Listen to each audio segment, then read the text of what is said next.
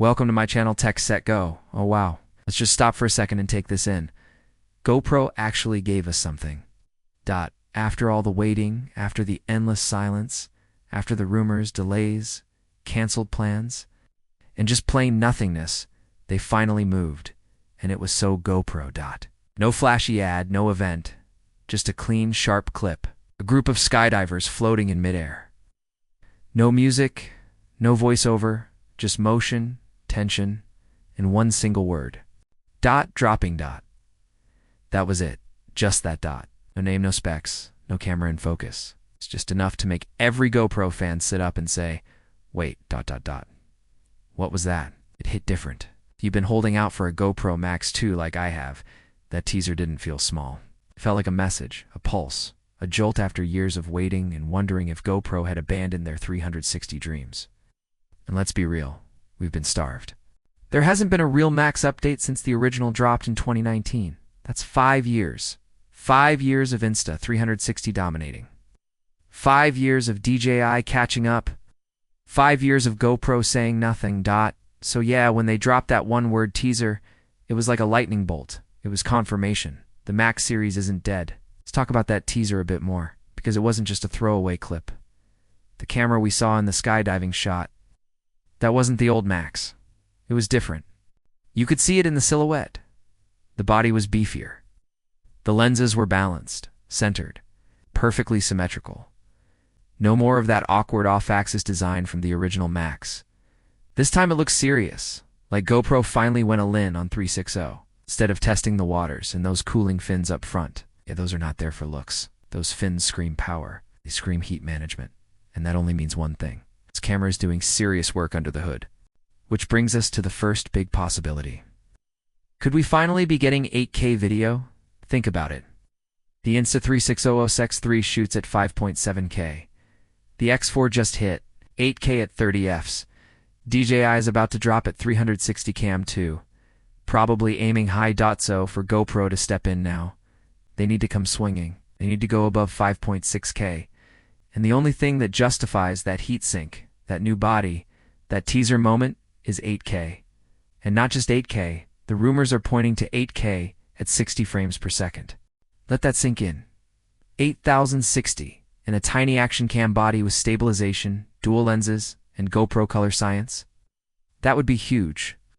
That would leapfrog the Max straight to the top of the creator wish list. But it's not just about resolution. What we're seeing is a change in posture from GoPro. The teaser didn't shout. It whispered. It didn't explain. It dared us to guess. And that's what makes it powerful, because GoPro knows they've been silent too long. They know people gave up waiting. They know the NCA 360 is already out. They know the DJI Osmo 360 is coming in hot. This wasn't just a teaser. It was a warning shot. GoPro is back, and they didn't forget us. Now, let's talk about the design. What we saw, even from that short glimpse, looked refined, not flashy, just solid. The lenses are now perfectly centered. Gives the camera a balanced pro look. Gone is the odd asymmetry of the original Max.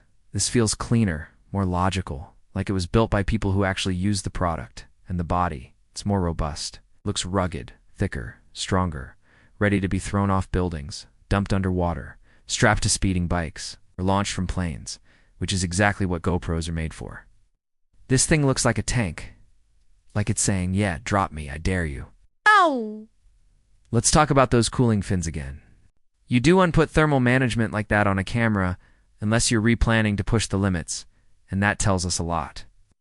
It tells us this camera is going to generate heat, lots of it, probably from processing massive amounts of video data, possibly in 8K, maybe even with HDR or high bitrate formats.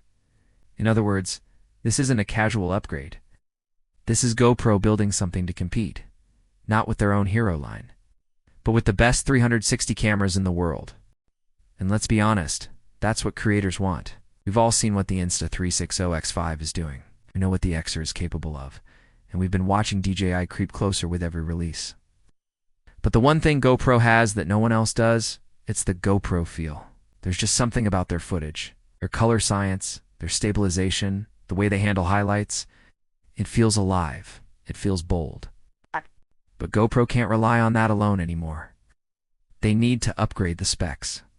And from what we're hearing, they might finally be doing just that. One of the biggest rumors out there is this dual one in sensors. Now let me tell you, if this turns out to be true, this could change everything.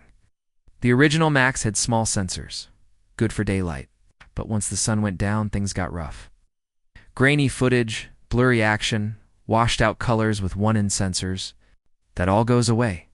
You get better low-light performance, you get sharper detail, you get deeper depth and more dynamic range. Night rides, indoor scenes, late hikes, all of it becomes usable. That's huge for creators, especially the ones doing travel, adventure, music, or sports content. They need cameras that don't quit when the lights dim. But here's the thing. None of this will matter if GoPro doesn't fix the other stuff.